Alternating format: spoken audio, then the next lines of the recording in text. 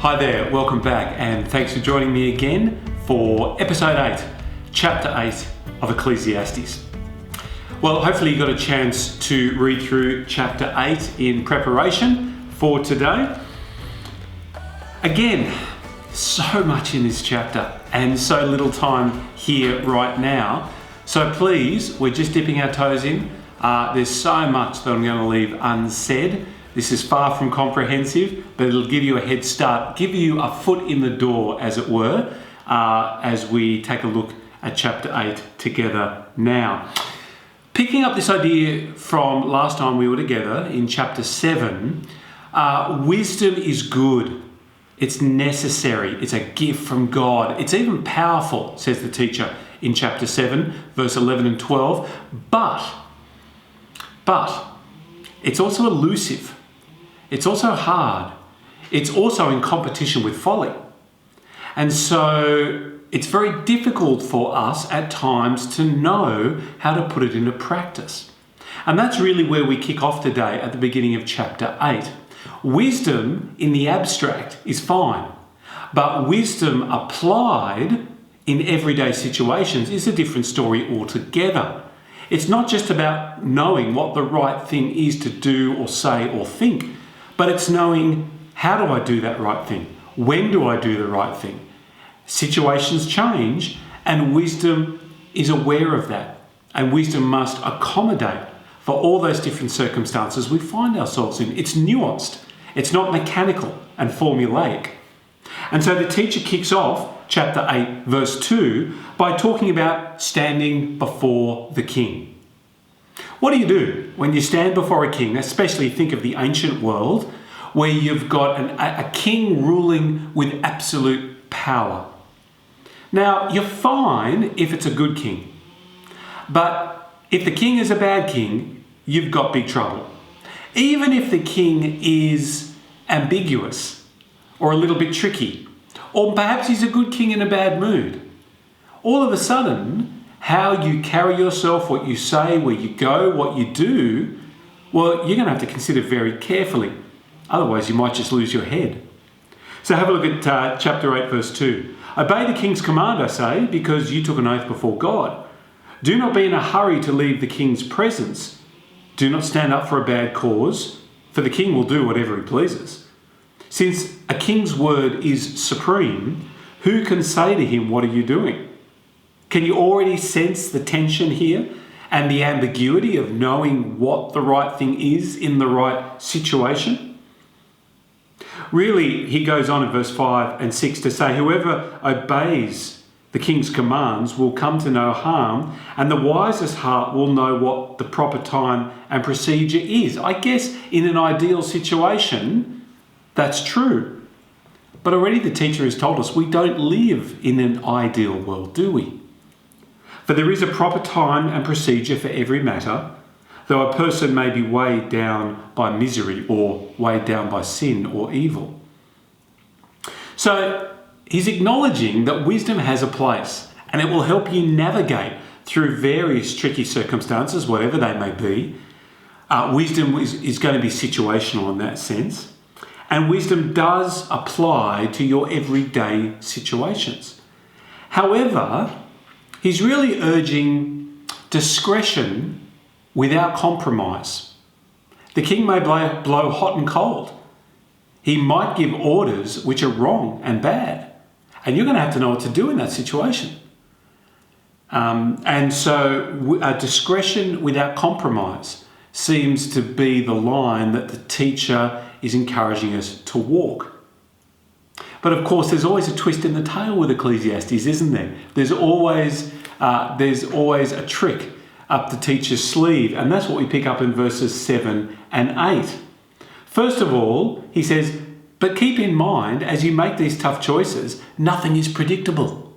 Verse 7, since no one knows the future, who can tell someone else what is to come? You don't know what's coming around the corner. Remember, nothing is predictable. And then he says in verse 8, remember, nothing is permanent. No one has the power over the wind to contain it, and so no one has power over the time of their death. Okay, well, Now we have death reintroduced into the story. It's come numerous times already in the book of Ecclesiastes. It really is the great leveller. It humbles us and it puts us in our place. As no one is discharged in time of war, so wickedness will not release those who practice it. There's a verse to stick up on the fridge. As no one is discharged in times of war, so wickedness will not release those who practice it. Now, I suspect he could be referring to the king with absolute power. If your king gets sucked in to a wicked rule, then you're in big trouble. I think it's probably also a warning to you and I as we seek to thread the needle of wisdom through all these tricky situational moments that we have to face. But remember, discretion without compromise seems to be the way to go when it comes to applying wisdom. But keep in mind, nothing's predictable, nothing's permanent, except death and the trap of sin. You've got to keep all those things in mind as you seek to live with wisdom. And that's what you've got to ask God for wisdom for, because life is not simple, it's complex. And these things are always going to have to be points that we navigate. Now, from verse 9 or 10 onwards, it seems that the teacher steps outside of the palace, also keeping this idea of how to apply wisdom, but now no longer before the king, now in the face of something much more intimidating, all of life's contradictions. And he names a few of them for us. Verse 12 and 13, there's a contradiction there, isn't there? He says, first of all, a wicked person who commits 100 crimes may live a long time, but you don't want to be that person. You want to be the person who fears God. But then in verse 13, he says, yet because the wicked do not fear God, it will not go well for them, and their days will not lengthen like the shadow. So which one is it? Is it verse 12, the wicked will live a long time? Or is it verse 13, the wicked won't live a long time? Well, there's another contradiction in verse 14 and 15. And this is one we're very familiar with. Here is something else meaningless that occurs on earth. The righteous who get what the wicked deserve and the wicked who get what the righteous deserve. What's up with that? Well, we see that all the time. That's so contemporary, isn't it? Nothing has changed. There's nothing new under the sun, as the teacher would tell us. Now, here's the thing with these contradictions. The teacher doesn't try and resolve them. He doesn't give a nice, neatly packaged answer. He leaves them hanging.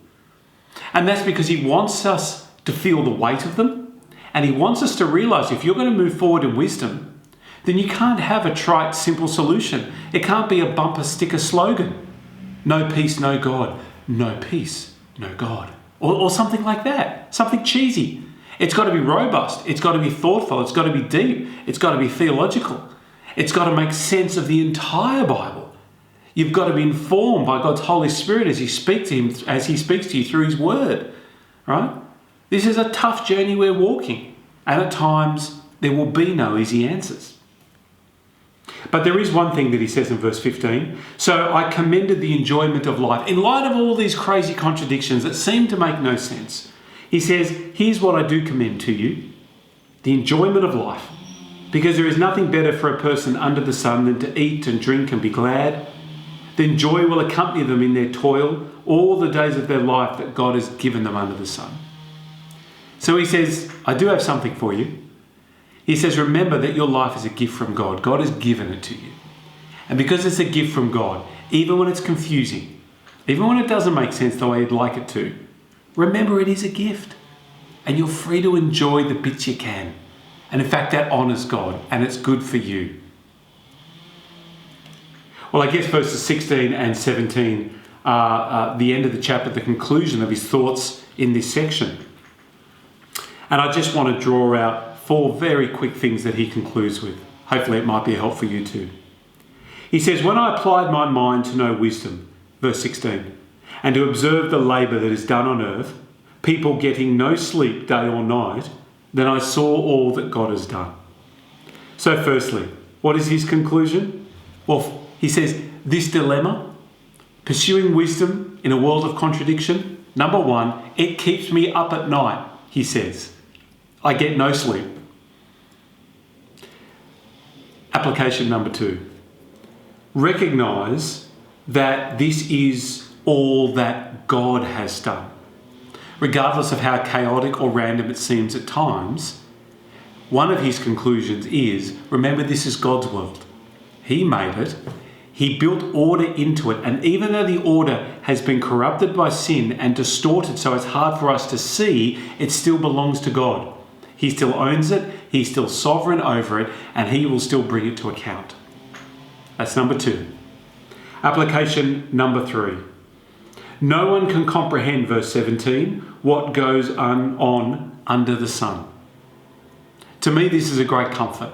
It's a reminder that you can't know everything. Even the wisest amongst us will eventually hit a brick wall where we won't know what to do, we won't know what to say. And that's okay. That's to be expected. In fact, if you think you've got every situation waxed at every moment, you never need help or advice, then I might just suggest to you that there is something wrong in that situation. Because the teacher tells us no one can comprehend fully what goes on under the sun. So you're not alone, and you need not feel bad about that. And then lastly, despite all their efforts to search it out, no one can discover its meaning. Even if the wise claim they know, they cannot really comprehend it all. And this is, for me, application 4, which is don't believe those who say they've got all the answers. No one's got all the answers. And if someone is making you feel, if someone's patronising you, or they're bullying you, or they're convincing you to throw in your lot with them because they've got it all figured out, just approach with caution. Be a little suspicious of that, because even the wisest amongst us will come to these questions and will come to life itself with a healthy dose of humility and caution. Now, his conclusions here at the end of the chapter aren't to create uncertainty in the minds of believers. It's actually very liberating, I find. He's saying you don't have to have it all figured out. You don't have to know the end from the beginning before you start. In fact, you are free to step forward in faith and fear of the Lord without having all the answers. And that's okay. God is still on the throne. And even though we get it wrong just as much as we get it right, wisdom is the tool God has given us to navigate our way through. He promises to be with us and never forsake us. And that is something that can help you sleep at night. Well, next time we're together, won't you read ahead into chapter 9, and we'll see what we can make of that when we're back next time. Look forward to seeing you then.